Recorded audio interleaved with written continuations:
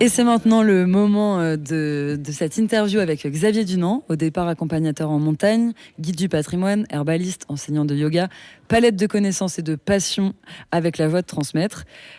Avant de vous entendre au micro, j'aimerais revenir sur l'année dernière, votre définition de, pour vous, ce que voulait dire rester vivant.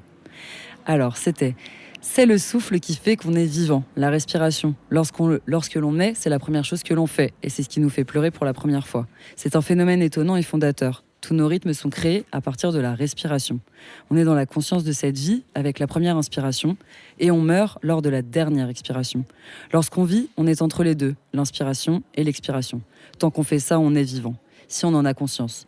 Il y a beaucoup de recettes. On peut respirer partout, dans le doigt, l'oreille, les orteils. Il n'y a aucune limite. On peut respirer en étant au sommet de la montagne mentalement et notre respiration va changer. Je n'ai même pas besoin d'aller gravir la montagne, je peux être au sommet sans m'être déplacé de façon physique. Être vivant, c'est aussi donner de la place à chaque individu. Je respire, tout le monde respire et chacun respire. On a oublié l'individu, la belle part de l'individu qui s'offre au groupe. Une population est composée d'individus qui fonctionnent différemment et cohabitent. Voilà comme introduction. Je voulais vous demander, vu que vous êtes aussi président de l'association de la Réserve des Aiguilles Rouges, et c'est ici que nous sommes aujourd'hui, est-ce que c'est aussi pour vous un moyen d'être vivant, d'avoir comme ça un rôle important pour la nature ? J'ai plus qu'à rebondir sur ce que j'ai dit l'an dernier, puisque c'est un peu cohabiter en fait. Cohabiter, c'est habiter ensemble, et on va dire que l'essentiel, c'est d'en prendre conscience des uns des autres. Et comme vous l'avez dit tout à l'heure, quand on parle de la réserve naturelle des Aiguilles Rouges, on cite souvent celui qui a fondé cette association que je préside aujourd'hui, qui est d'abord une association d'amis de la réserve naturelle. Donc des amis, c'est des gens qui se mettent ensemble et qui s'apprécient. Et qui dit simplement respecter la nature, c'est déjà respecter les autres. Alors on parle de ce cohabiter-là. Et donc les autres, il y a nous, il y a déjà les hommes.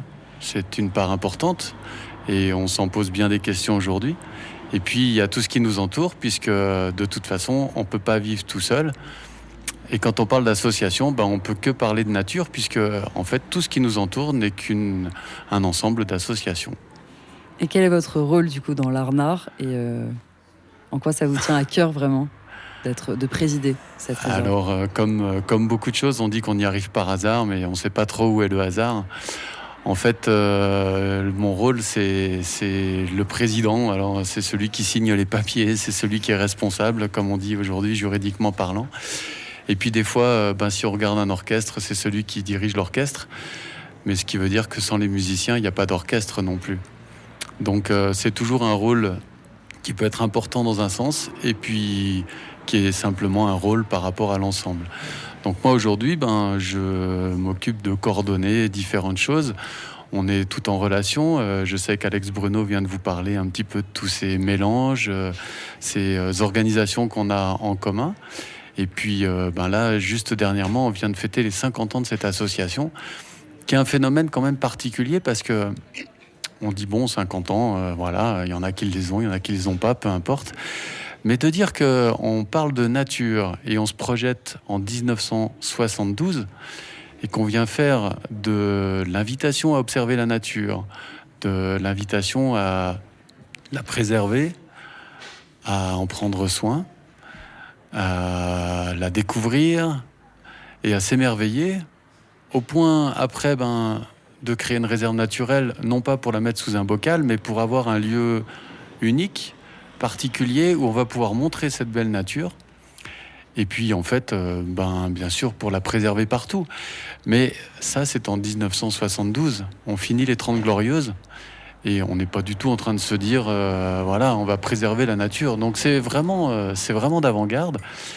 Et dans un sens, je suis super fier d'être ici aujourd'hui président d'une association qui, il y a 50 ans, a commencé à se dire il faudrait peut-être un peu parler de nature dans la vallée de Chamonix.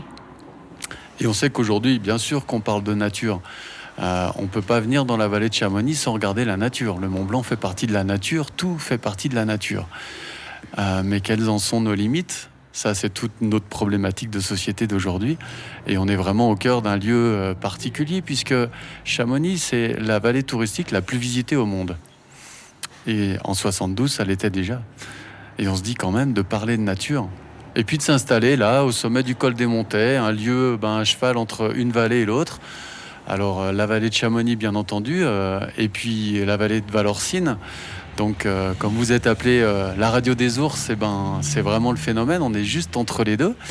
Et puis, posé là au milieu, un lieu de passage avec des gens qui arrivent de tous les pays, qui traversent depuis la Suisse, qui passent aussi en France. Et puis, comme vous le savez peut-être, à Valorcine, on dit souvent qu'on est entre d'un côté la Suisse et de l'autre côté la France. Donc, on est vraiment entre deux. Voilà. Et au-delà d'être guide et garant surtout de la nature par ce métier de président, vous êtes aussi guide du patrimoine. Est-ce que vous pourrez nous livrer peut-être une histoire sur Valorcine, une anecdote que seul vous connaissez ou très peu de gens? Oula, anecdote que seul je connais. Qui se transmisent mais qui se perdent au fur et à mesure, et c'est aussi ça qui vous intéresse, de Alors oui, transmettre ces histoires. Je pense qu'une chose qui va se perdre par rapport à la nature, c'est de vivre avec la neige. Aujourd'hui, on voit que les glaciers fondent, on sait que la neige commence à disparaître de plus en plus. Et à Valorcine, on est vraiment lié à la neige. Un géographe qui avait parlé de la vallée un peu enfermée en disant que Valorcine est une terre française exclavée aux portes de la Suisse ou aux portes du Valais. En fait, on n'est pas enfermé du tout puisque cette vallée, elle s'ouvre sur la vallée du Trien et vous en savez quelque chose puisque vous en parlez, Valorcine est la vallée du Trien et que le Trien et cette vallée est partenaire. Mais en fait, on est, un petit peu enfermé par rapport au fait que ce col des Montets, de temps en temps, il est fermé. Alors pour l'ouvrir, on a mis en place un tunnel. Au départ, c'est pour le train. Le train circule uniquement en été au départ. Et les Valorcins ont tout de suite dit il nous faut un passage piéton vu qu'il y a un tunnel. Alors ils ont mis en place le passage dès 1908 où le train arrive à Valorcine. Et le conseil municipal a demandé qu'on ait un passage au milieu du tunnel, un passage piéton, qui aujourd'hui s'est transformé. Il y a un passage routier quand la route est fermée, enfin toutes ces aventures. Mais on était fiers à Valorcine parce qu'on se disait toujours qu'on avait le tunnel avec le passage piéton le plus long du monde.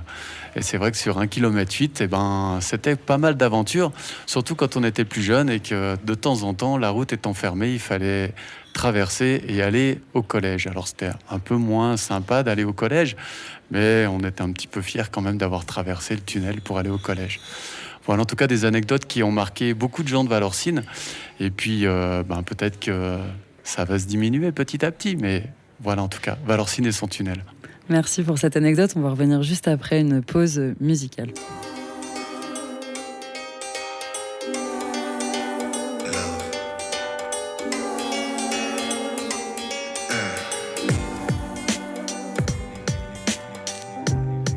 My body's undulating back and forth, but it's too late. And there's no cure, no sedating all this pain we're generating.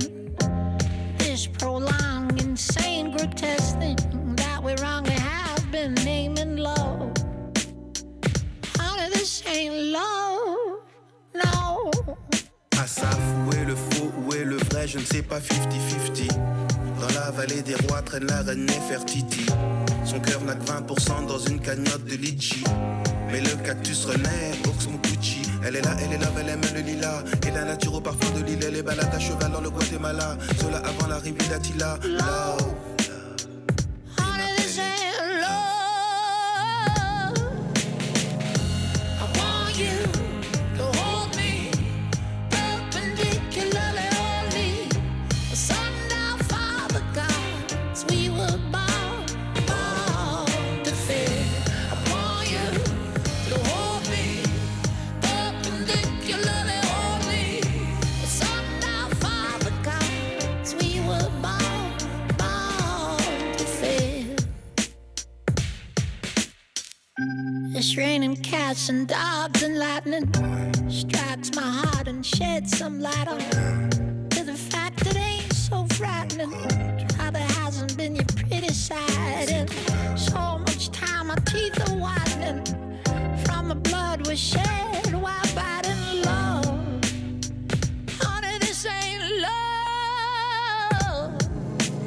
Dans le Valhalla court un cheval ailé qui sait somnoler ici pour essayer. Dans le Valhalla coule un cheval ailé sommes-nous nés ici pour échouer? Il est là, il aime le lilas. Et la nature au parfum de l'île, les balades à cheval dans le Guatemala. Cela avant l'arrivée d'Attila. Là, immaculé, là. I want you to hold me perpendicularly only. Somehow, Father God, we were born to fit. I want you to hold me perpendicularly only. Somehow, Father God, we were born to fit. I want you to hold me perpendicularly only.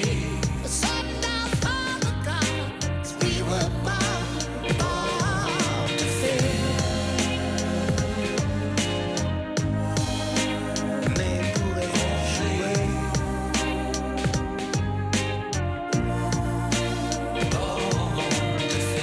I want you to hold me perpendicularly only.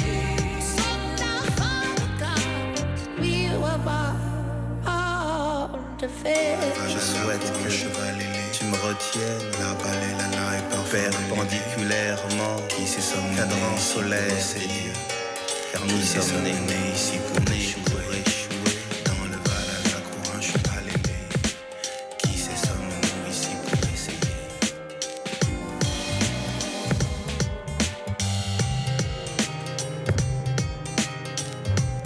Vous êtes toujours sur la radio des ours 90.7. C'était Lost Horse de MC Solar et Asaf Avidan. Nous sommes toujours en direct avec Xavier Dunant. Cette petite pause nous a permis aussi de parler de ce qui était prévu dans les jours et semaines à venir. Alors, est-ce que tu peux dire aux auditeurs et auditrices les visites guidées, où est-ce qu'on peut te retrouver tous les mercredis à Valorcine?